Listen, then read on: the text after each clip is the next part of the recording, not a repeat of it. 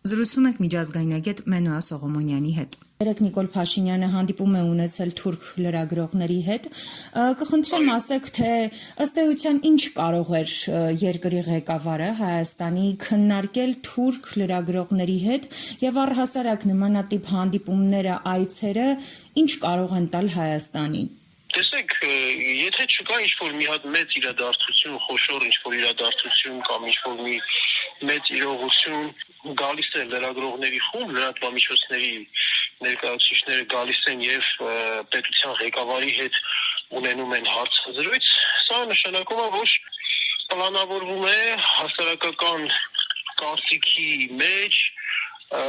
ինչ-որ դիրքորոշումներ ներկայացնելուն ուղղված գործողություն է սա։ Մոտավորապես այսպես հետևյալ։ Այսինքն, որ այս իմ ենթադրությունը հետևյալն է, որ Թուրքիայում թերթերում կամ այլ լրատվամիջոցներով ներկայացվի Փաշինյանի մոտեցումները այսպես կոչված իրական Հայաստանի վերաբերյալ, որովհետև այդ իրական Հայաստանի հիմնական բովանդակությունը հանձնվողականությունը եւ պարտվողականությունն է, եւ դա թուրքերը որպես հանրային կարծիք թուրք լրատվամիջոցները, թուրքական լրատվամիջոցները հանրային կարծիքի վրա փորձեն, այսինքն հանրային կարծիքի մեջ մտցնեն Փաշինյանի այդ թեզերը, նպատակը Փաշինյանի կարող է լինել հետեւյալը, որ իր համար բարենպաստ հանրային կարծիք ձևավորելով Թուրքիայում փորձի առաջին լուծել քաղաքական տիրոջ հարցը, որովհետև քաղաքականապես ինքը անտեր է մնացել, Եվրամիությունը լուրջ խնդիրներ ունի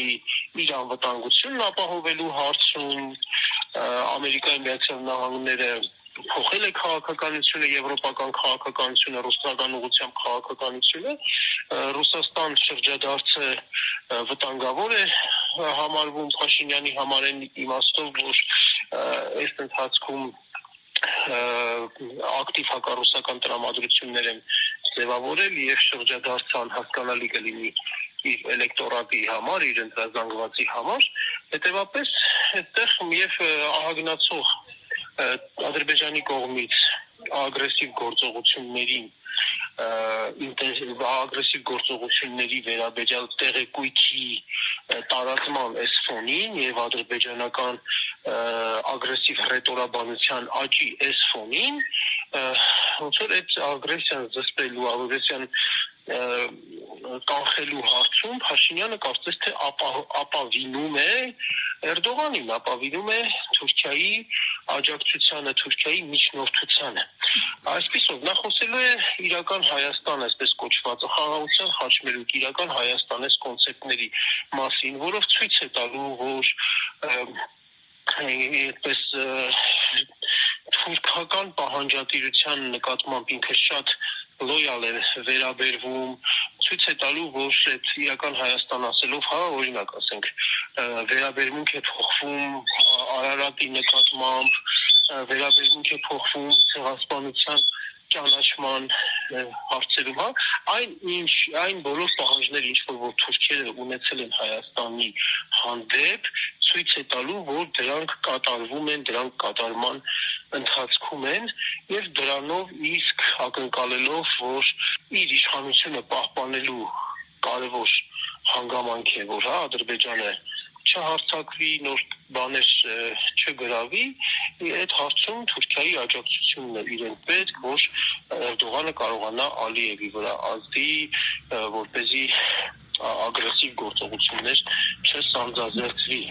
Այսինքն լուսանցքից էլի դուրս են մնացել հենց մեզ համար ամենակարևոր հարցերը, նույն այս օրերին շատ գերիների հարցն է քննարկվում եւ Բաքվի բանտերում տեղի է ունենում մեր գերիների նիստերը, այսինքն այդ հարցերը էլի դուրս են մնացել մեր քաղաքական օրակարգից, նաեւ այս հանդիպման ժամանակ։ Իմ համոզմամբ, ես թեև ծանոթ չեմ բովանդակությանը, չգիտեմ, կարող է այսօր առավոտյան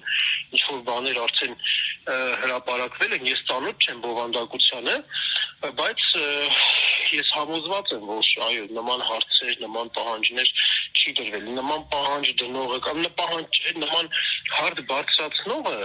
իր երկրի ներսում գոնե այդ հարցը կբարձրացներ, նա ոչ մի մի հայտարարություն չի արել, քաղաքական մի հայտարարություն չի արել Բաքվում պահվող հայ պատանդների վերաբերյալ։ Ազգային ժողովի հայտարարություն տեղի չի ունեցել, հա, այդ հարցի վերաբերյալ։ Հետևաբար մտածելու հիմքերը, որ թուրքական լրատվամիջոցների հետ հանդիպմանը կբարձրացվի այդպիսի հարց, ես, այսպես ասած, խիստ վատատես եմ այդ առումով, գրեթե բացառում եմ դրա հնարավորությունը։